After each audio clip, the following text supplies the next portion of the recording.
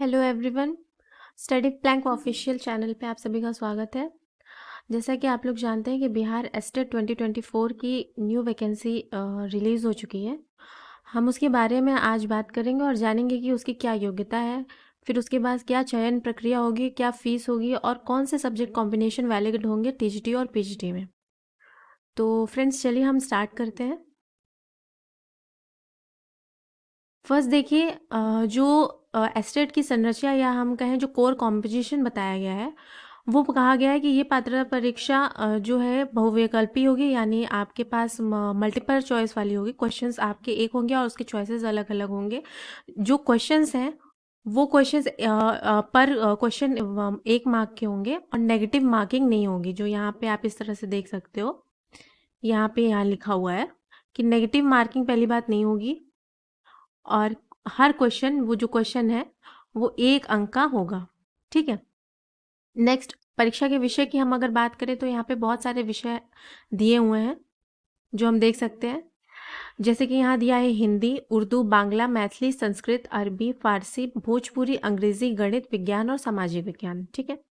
इसी से रिलेटेड जो है और भी आपके जो जैसे कि ललित कला हो गया या कला के जो भी सब्जेक्ट्स हैं वो भी हैं। पर अभी जो बेसिक जो सब्जेक्ट्स होते हैं, जैसे जो कोर सब्जेक्ट जो ज़्यादातर आते हैं हमारे टीचिंग कॉम्पिटिटिव एग्ज़ाम में, वो यही सब्जेक्ट्स होते हैं। ठीक है।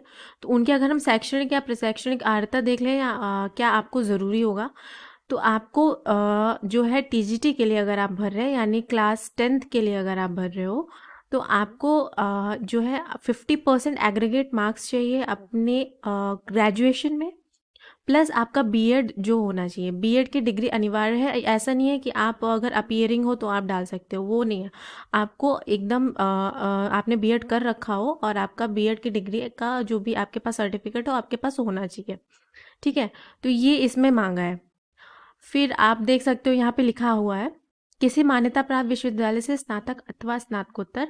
अगर आपने ग्रेजुएशन किया है तो वो बहुत अच्छा, अगर आपने पीजी किया है तो वो भी वैलिड है इसके लिए। किसके लिए? 10th तक के लिए। ठीक है। मैं टीजीटी टीचर्स की बात कर रही हूँ। उसके बाद 45% अंकों के साथ स्नातक, स्नातकोत्तर तथा किसी भी मान्यता प्राप्त आवेदन पत्र अथवा कार्यक्रमों की मान्यता के लिए मानदंडों के मानक के निर्धारित तथा अन्य पाठ्यक्रम अथवा प्रशिक्षण शुरू करने की अनुमति के हेतु है। ठीक है। आपका 50% एग्रीगेट ग्रेजुएशन में होना चाहिए, या फिर अगर आपका पोस्ट ग्रेजुएशन है तो भी आप टीजीटी के लिए वैलिड हो, प्लस आपका बीएड की डिग्री आपके पास होनी ही चाहिए। ठीक, ये आपको दिया गया है।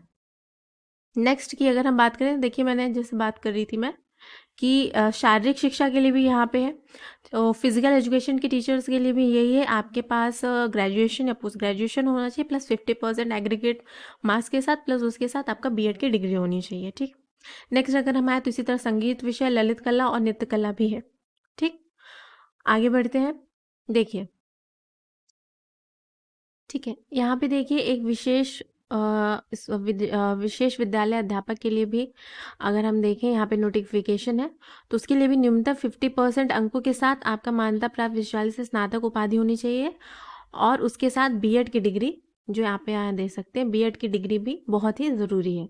अगर आपके पास बीएड की डिग्री नहीं है, अगर आप अपीयरिंग इस समय हैं, तो आप नहीं भर पाएंगे, या फिर आपका ऐसा है कि आप 3rd या 4th सेमेस्टर में हैं तो भी आप ये एस्टेट का पेपर नहीं दे पाएंगे। ठीक।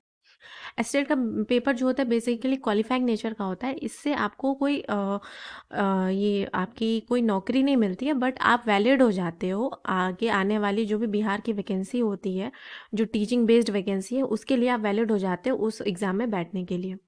ठीक। नेक्स्ट अगर आप देखें तो यहाँ पे दिव्यांगों के लिए भी यही नोटिफिकेशन है। ठीक है। आगे बढ़ते हैं।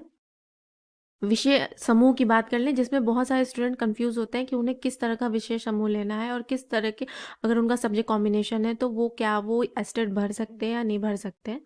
तो सबसे पहले अगर हम बात करें तो यहाँ देखिए, गणित की अगर हम बात करें तो स्नातक स्तर पर गणित के साथ भौतिकी, इलेक्ट्रॉनिक्स, कंप्यूटर साइंस, रसायन विज्ञान, सांख्यिकी विषय या कोई 2 विषय, इनमें से अगर कोई 2 विषय आपने स्नातक या कि ग्रेजुएशन स्टेज पे अगर आपने पढ़ रखा है, या फिर देखिए इन्होंने टेक्निकल वालों को भी यहाँ पे चांस इस बार दे दिया है। इंजीनियरिंग के स्नातक किसी भी गणित के विषय से, अगर आपने इंजीनियरिंग कर रखी है, अगर आपके पास बीटेक डिग्री है और आपके ग्रेजुएटिंग ईयर्स में आपने मैथ्स को एज अ सब्जेक्ट पढ़ा हुआ है, तो भी आप टीजीटी यानी 9th-10th की एक टीचर की जो वैकेंसी आएगी अगर, तो उसके लिए आप वैलिड हैं, आप एस्टेट भर सकते हैं। ठीक है। साथ ही इन्होंने ये भी कहा है कि स्नातक स्तर पर कंप्यूटर साइंस में बीसीए की योग्यता को सम्मिलित नहीं माना जाएगा। मतलब कंप्यूटर साइंस के लिए अलग ही, वो आप गणित में नहीं ले सकते हो, ठीक है, वो आप मैथ्स में नहीं ले सकते हो। साथ ही देखिए विज्ञान की अगर बात करें तो स्नातक स्तर पर जंतु विज्ञान, आपका जूलॉजी हो गया, बॉटनी हो गया, आपकी केमिस्ट्री है, या फिर कोई इंजीनियरिंग, या फिर उन्होंने इंजीनियरिंग के छात्रों को मौका दिया है। अगर इंजीनियरिंग के ग्रेजुएटिंग ईयर्स में आपने विज्ञान की कोई विषयता पढ़ी हो, या फिर आपने बायोटेक्नोलॉजी या माइक्रो बायोलॉजी से अगर आपने ग्रेजुएशन किया है, तो भी आप विज्ञान यानी साइंस के लिए एलिजिबल होंगे, आप साइंस सब्जेक्ट से एस्टेट भर सकते हैं।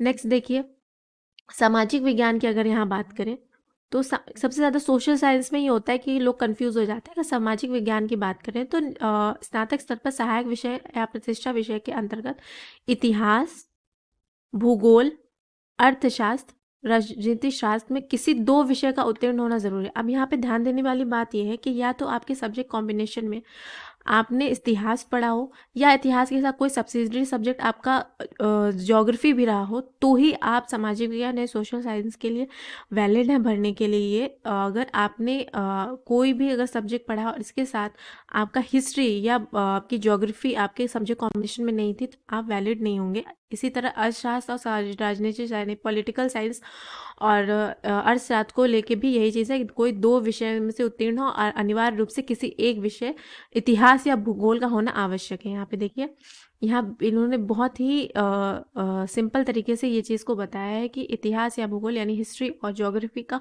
होना ज़रूरी है। अगर आप ऑनर्स के भी छात्र हैं और आपने सब्सिडियरी सब्जेक्ट इतिहास या भूगोल पढ़ रखा है, तो भी आप ये वैकेंसी के लिए अप्रूव्ड हैं, आप ये एस्टेट की वैकेंसी भर सकते हैं। ठीक है। प्राचीन इतिहास विषय को भी इतिहास विषय के समकक्ष माना जाएगा। अगर आपने एंशियंट हिस्ट्री पढ़ी, क्योंकि हिस्ट्री के 3 पार्ट्स होते हैं, मॉडर्न, एंशियंट और मिडिवल, तो अगर आपने एंशियंट हिस्ट्री भी पढ़ी है तो भी वो इतिहास विषय के ही समकक्ष माना जाएगा, उसी के साथ ही माना जाएगा। और अगर आपने ancient history as a subject पढ़ रखी है तो भी आप वैलिड हैं। ठीक है। भाषा से देखिए अगर लैंग्वेज की बात करें, माध्यमिक शिक्षा के अध्यापक के पद हेतु भाषा के संबंधित विषयों में स्नातक स्तर पर ऑनर्स सब्सिडरी सब्जेक्ट के विषय में पठित होना ज़रूरी है। जैसे कि अगर आप नॉर्मल अगर बीए किए हैं और आपने 3 सब्जेक्ट के साथ बीए जिस तरह से होता है, अगर आपने किया उसमें आपने भाषा यानी लैंग्वेज, चाहे वो हिंदी हो चाहे वो इंग्लिश हो, आपने पढ़ रखा है तो आप भर सकते हैं। या आपका ऑनर्स है, चाहे वो हिंदी ऑनर्स हो या इंग्लिश ऑनर्स हो, तो भी आप भाषा के लिए ये संबंधित जो भी विषय है आप उसके लिए वैलिड है और आप एस्टेट पेपर भर सकते हैं। ये जो है आपके भोजपुरी, बांग्ला और जो भी और अदर ये आपकी भाषा लैंग्वेज है उसके ऊपर भी ये लागू होता है। ऐसा नहीं है कि इंग्लिश और हिंदी के लिए ही सिर्फ मैं ये बात कर रही हूँ, मैं एज ए एग्जाम्पल इंग्लिश और हिंदी का ले रही हूँ। ठीक है, आगे बढ़ते हैं। देखिए यहाँ पे पेपर 2 की बात हो रही है। पेपर 2 यानी पीजीटी की बात है। पीजीटी में आपका एक बात आपको जानना बहुत ज़रूरी है कि पीजीटी में जो होगा आपका 50% एग्रीगेट होना चाहिए आपका, किस में, पीजी में, पोस्ट ग्रेजुएशन में, प्लस आपका बीएड होना चाहिए। ठीक है, ये जो है आपका कंपलसरी है।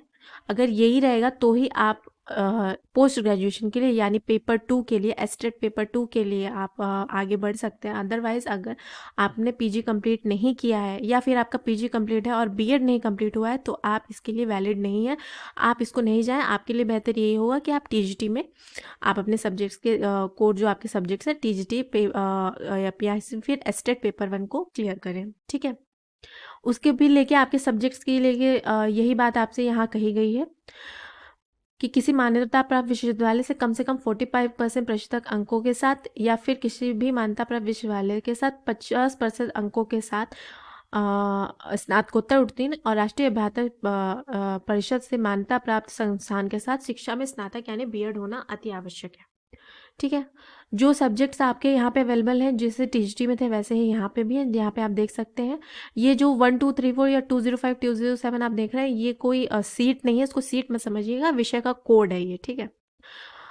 जैसे हिंदी, उर्दू, अंग्रेजी, संस्कृत, बांग्ला, मैथिली, मगही, अरबी, फारसी, भोजपुरी, पाली, प्राकृत, गणित, भौतिक विज्ञान, रसायन शास्त्र, जंतु विज्ञान, इतिहास, भूगोल, राजनीति शास्त्र, समाज शास्त्र, अर्थशास्त्र, दर्शन शास्त्र, मनोविज्ञान, गृह विज्ञान, वनस्पति विज्ञान और वाणिज्य, जो इतने सब्जेक्ट्स हैं उनसे ही रिलेटेड आपके पास यहाँ पे वैकेंसी है। मतलब इन सब्जेक्ट्स में अगर आपने किसी भी सब्जेक्ट के साथ पीजी किया है तो आप एस्टेट पेपर 2 भर सकते हैं, ठीक है।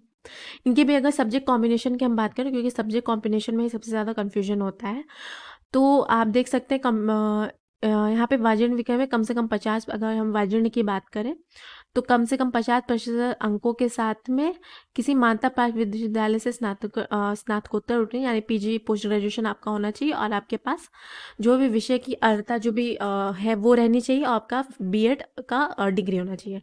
कंप्यूटर साइंस वालों के लिए ये चीज़ नहीं है। अगर आप सिर्फ और सिर्फ पोस्ट ग्रेजुएशन है और आपके पास बीएड की डिग्री नहीं है तो भी आप भर सकते हो, ठीक है। कंप्यूटर साइंस के साथ ऐसा कहा गया है कि बीएड की डिग्री उनके लिए मोस्ट इंपॉर्टेंट नहीं है। अगर आपने पोस्ट ग्रेजुएशन कर रखा है कंप्यूटर साइंस से तो भी आप ये चीज़ भर सकते हो, ठीक है। या डिग्री हो या डिप्लोमा हो तो भी आप भर सकते हो। आप जो बिहार की वेबसाइट है उस पर भी जाके आप कंप्लीट नोटिफिकेशन डाउनलोड कर सकते हैं और अच्छे से पढ़ के समझ सकते हैं। अगर आपको फिर भी कोई डाउट होता है तो आप कमेंट बॉक्स में अपने जो भी क्वेश्चंस या क्वेरीज हैं आप उन्हें बता दीजिएगा, और हम उसके रिगार्डिंग आपके आंसर्स वीडियो के थ्रू बनाकर दे देंगे, ठीक है। नेक्स्ट आगे बढ़ते हैं। देखिए, सब्जेक्ट है पोस्ट ग्रेजुएशन लेवल। अब ये देखिए विषय समूह है, सब्जेक्ट कॉम्बिनेशन है जो कि बहुत ज़्यादा ज़रूरी है, जिसमें कि ज़्यादातर लोग कंफ्यूज रहते हैं। तो फिजिक्स में देखिए, अगर आप फिजिक्स पीजी हो, अगर आप कैसे भर सकते हो, तो देखिए फिजिक्स आपने कर रखा हो पोस्ट ग्रेजुएशन में, इलेक्ट्रॉनिक्स हो आपका, अप्लाइड फिजिक्स हो, न्यूक्लियर फिजिक्स हो, अगर आपने इस तरह के सब्जेक्ट कॉम्बिनेशन पढ़े हैं अपने पोस्ट ग्रेजुएशन लेवल तो आप फिजिक्स के लिए अप्लाई कर सकते हो। केमिस्ट्री के लिए यहाँ पे देखिए, केमिस्ट्री या बायोकेमिस्ट्री अगर आपने कर रखा है, केमिस्ट्री या स्लैश बायोकेमिस्ट्री से भी अगर आपका पोस्ट ग्रेजुएशन है तो आप केमिस्ट्री सब्जेक्ट के लिए वैलिड है। पोस्ट ग्रेजुएशन एस्टेट पेपर 2 में, ये मैं एस्टेट पेपर 2 की बात कर रही हूँ, को भर सकते हैं, ठीक है। कॉमर्स में भी वही, इकोनॉमिक्स में देखिए, इकोनॉमिक्स भी वही, अगर आपने इकोनॉमिक्स पढ़ रखा है, अप्लाइड इकोनॉमिक्स या बिजनेस इकोनॉमिक्स पढ़ रखा हो तो आप इकोनॉमिक्स सब्जेक्ट के लिए अप्लाई कर सकते हैं। कॉमर्स के लिए masters degree in commerce, however holder of degree of MCom in applied business economics shall not be eligible. अच्छा, उन्होंने एक बात यहाँ पे क्लियर कर दी है कि मास्टर्स डिग्री इन कॉमर्स वाले ही सिर्फ कॉमर्स भर सकते हैं। जिनके पास डिग्री ऑफ एमकॉम है इन अप्लाइड बिजनेस इकोनॉमिक्स, वो इस पद के लिए वैलिड नहीं होंगे, वो एस्टेट पेपर 2 के लिए पीजीटी के लिए नहीं जा सकते, यानी 11th and 12th।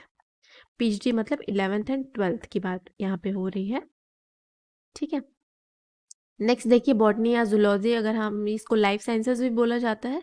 Botany, zoology, life sciences, bio sciences, genetics, microbiology, biotechnology, molecular biology या प्लांट फिजियोलॉजी, अगर इस तरह के किसी भी सब्जेक्ट में आपने किसी भी एक सब्जेक्ट में पोस्ट ग्रेजुएशन किया है, आपका कोई भी एक सब्जेक्ट आपकी ब्रांच रही है पोस्ट ग्रेजुएशन में, तो आप बॉटनी या जूलॉजी के लिए वैलिड हैं और आप बॉटनी और जूलॉजी से एस्टेट पेपर 2 भर सकते हैं।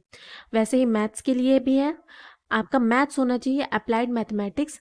आपने अगर इन दोनों सब्जेक्ट से आपने, अगर आपका कोर रहा है, अपने पोस्ट ग्रेजुएशन में सब्जेक्ट्स पढ़े हैं तो आप मैथ्स के लिए अप्लाई कर सकते हैं, ठीक है। देखिए, पेपर 1 के तहत यहाँ पे कुछ ज़रूरी नोटिफिकेशन है जो हम एक बार देख लेते हैं। पेपर 1 या माध्यमिक के तहत आने वाले विषयों के लिए राज्य के विश्वविद्यालयों में लागू स्नातक स्तरीय पाठ्यक्रम, और पेपर 2 में तहत आने विषयों के लिए विश्वविद्यालय से लागू स्नातक परीक्षा के पाठ्यक्रम होंगे। मतलब जो भी पेपर 1 और पेपर 2 में आपके स्नातक और स्नातकोत्तर के जो भी विषय के आपके पाठ्यक्रम लागू होते हैं उसी तरह से ये भी लागू होगा। प्रश्न पत्र का पैटर्न आप देख लीजिए, ये ज़्यादा ज़रूरी है। देखिए, पैटर्न की अगर हम बात करें तो पैटर्न कैसा रहेगा, अगर मैं पैटर्न की बात करूं तो देखिए 100 जो नंबर हैं वो आपके कोर सब्जेक्ट से होंगे, जो आपने सब्जेक्ट चुना होगा, चाहे वो टीजीटी हो या पीजीटी में जो भी आपने सब्जेक्ट चुना होगा, ठीक है, ये आपके सब्जेक्ट के रहेंगे। फिर इसमें 50 जो मार्क्स हैं वो आपके जैसे जनरल रीजनिंग हो गया, ठीक है, रीजनिंग, जीएस भी हो सकता है, थोड़े हो सकते हैं मैथ्स हो, या फिर जैसे पेडागोजी, जैसे सीटेट की बात आप करते हैं थोड़े बहुत पेडागोजी के क्वेश्चन, वैसे ही पेडागोजी यहाँ भी आपको देखने मिल सकती है। ठीक है, वो सब मिला के आपके 50 होंगे और टोटल अंक आपके 150 के होंगे जिसमें आपका पेपर होगा। ठीक, आगे बढ़ते हैं। यहाँ पे देखिए उत्तीर्ण हाँ, यहाँ पे एक और बात है जो आपको गौर देने लायक है कि आवेदन कौन-कौन कर सकता है। तो इसमें सबसे पहले दिया गया है आवेदन भारत का नागरिक होना चाहिए, ठीक है। किसी भी विद्यालय अध्यापक या नियमावली, और अगर आप किसी विद्यालय के अध्यापक हैं तो उनके लिए वो अलग नियमावली डाली, मतलब अगर आप अपना जो आप जिस पोस्ट पे काम कर रहे हैं और उसको आप अपग्रेड करना चाहते हैं तो उसके लिए अलग नियमावली इन्होंने दे रखी है, ठीक है। अब बात आ गई, देखिए अनुसूचित जनजाति जाति या फिर जनरल या किस तरह के इसमें हमने यहाँ पे किस तरह का बांटा है उसको भी एक बार देख लेते हैं। देखिए यहाँ पे जो एज की जो सबसे ज़्यादा दिक्कत होती है उस पे हम पहले गौर दे देते हैं। यहाँ पे देखिए अनारक्षित पुरुष जो है चाहे जनरल सेक्टर के जो मेल हैं उनके लिए 37 वर्ष, ठीक है, 37 ईयर्स। वो काउंट कैसे किया जाएगा, वो काउंट किया जाएगा 1/8/2024, ठीक है। इस डेट से हम बिहार सरकार आपकी जो है एज काउंट करेगी, तो उस समय तक आपका 37 ईयर्स अगर आप है या उससे नीचे के हैं तो आप जनरल मेल में काउंट किए जाएंगे और आप इस परीक्षा को दे सकते हैं। अगर 1/8/2024 से ऊपर अगर जो भी एज यहाँ पे दी हुई है अगर आप उस एज को क्रॉस कर जाते हैं तो आप एस्टेट के लिए वैलिड नहीं होंगे, तो एक बार इस चीज़ का आप ध्यान दे लीजिएगा। इसी तरह अनारक्षित या जनरल महिला के लिए 40, पिछड़ा वर्ग पुरुष या महिला के लिए 40, अति पिछड़ा वर्ग पुरुष या महिला के लिए 40 वर्ष है। अनुसूचित जनजाति पुरुष और महिला के लिए 42 वर्ष है और अनुसूचित जनजाति पुरुष और महिला के लिए 42 वर्ष है, ठीक है। इस तरह से एज रिलैक्सेशन दी हुई है जिसमें आप लोग एक बार गौर फरमा लीजिएगा और इस बात का ध्यान दीजिएगा कि 1/8/2024 से ही अपनी डेट को कैलकुलेट करिएगा कि उस समय तक आपकी क्या एज इसको क्रॉस, जो भी दिए हुए वैल्यू उसको क्रॉस कर रही है कि नहीं कर रही है, ठीक है।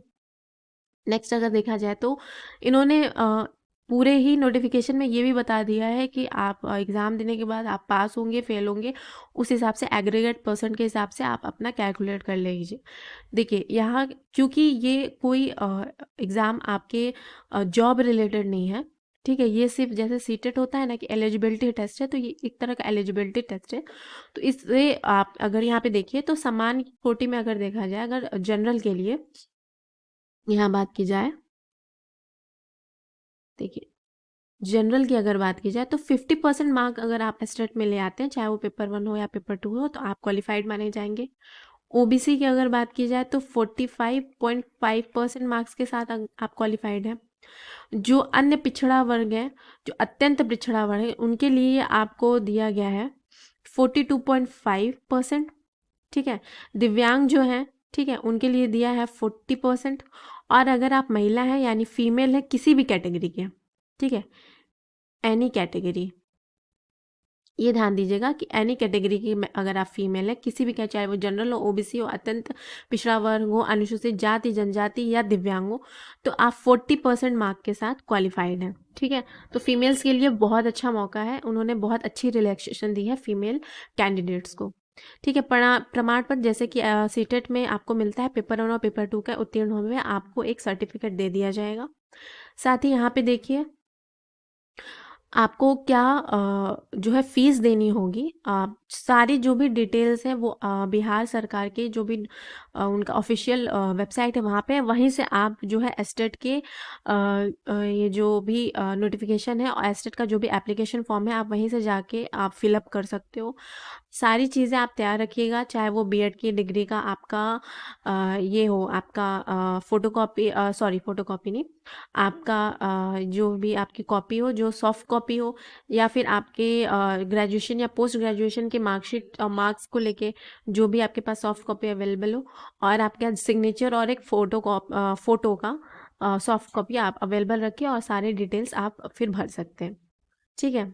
परीक्षा शुल्क की बात की जाए तो सामान्य आर्थिक रूप से कमजोर सामान्य या पिछड़ा वर्ग के लिए 960 रुपये पेपर वन यानी टीजीटी के लिए, एस्टेट पेपर 1 के लिए, और अगर आप दोनों पेपर भर रहे हो तो 1440 रुपये में आपका दोनों पेपर भर सकते हो। उसी तरह अनुसूचित जाति या जनजाति या दिव्यांग के लिए 760 रुपये है और 1140 रुपये है दोनों पेपर के लिए। ठीक, देखिए, प्रवेश परीक्षा की अवधि कंप्यूटर सीबीटी बेस्ड ये पेपर होगा। ठीक है, 150 मिनट यानी 2 आवर्स 30 मिनट्स का ये परीक्षा होगा। जो पेपर होगा वो ऑनलाइन होगा, कंप्यूटर बेस्ड होगा, ऑफलाइन पेपर नहीं होगा। ठीक है, ऑनलाइन आवेदन पर भरने के समय आप परीक्षा शुल्क जमा, देखिए यहाँ पे दी हुई है। जो तिथि है वो है 14/12/2023 से 4:30 बजे से दिनांक 2/1/2024 तक आप ऑनलाइन परीक्षा आवेदन पत्र भरने और परीक्षा शुल्क जमा करने की तिथि दी हुई है। ठीक है, ये देखिए ये वेबसाइट है, जहाँ जाके क्लिक करके आप अपना एस्टेट का लिंक खुलेगा, उससे आप एप्लीकेशन फॉर्म भर सकते हैं। ठीक है, अपना आपको ये ध्यान रखना है कि जिस भी मोबाइल नंबर या ईमेल आईडी से आप लॉगिन कर रहे हैं, उसको आप हमेशा ही अपने पास अप टू डेट रखिएगा। ऐसी कोई भी ईमेल आईडी या फ़ोन नंबर आप वहाँ एप्लीकेशन फॉर्म में मत भरिएगा, ताकि बाद में अगर कोई भी किसी भी तरह की नोटिफिकेशन सरकार की तरफ से आपके पास आ रही है या आयोग की तरफ से आ रही है, तो ऐसा ना हो कि वो आप तक ना पहुँच पाए। तो इस बात का ध्यान रखिएगा, आपके ईमेल आईडी और फ़ोन नंबर वर्किंग कंडीशन में होने चाहिए। ठीक है, ठीक है, रजिस्ट्रेशन न्यू कैंडिडेट पर क्लिक करके आप इनिशियल रजिस्ट्रेशन और रजिस्ट्रेशन पर क्लिक करके अपना ओटीपी के साथ आप रजिस्ट्रेशन प्रक्रिया पूरी कर सकते हैं। यूज़र आईडी आवेदक का पंजीकरण मोबाइल नंबर रहेगा और उसी को उपयोग करके आप लॉगिन कर सकते हैं। तो आप प्लीज़ इंश्योर करिएगा कि आप अपना मोबाइल नंबर या ईमेल आईडी जो भी दे रहे हैं वो वर्किंग कंडीशन में हो और वो गलत ना हो। ठीक है, इसी के साथ इस वीडियो को हम एंड करते हैं। ये थी बिहार शिक्षक भर्ती, या फिर आप कह लें कि एस्टेट की जो नोटिफिकेशन है उसके लिए आपका संपूर्ण वीडियो मैंने बना के रख दिया है।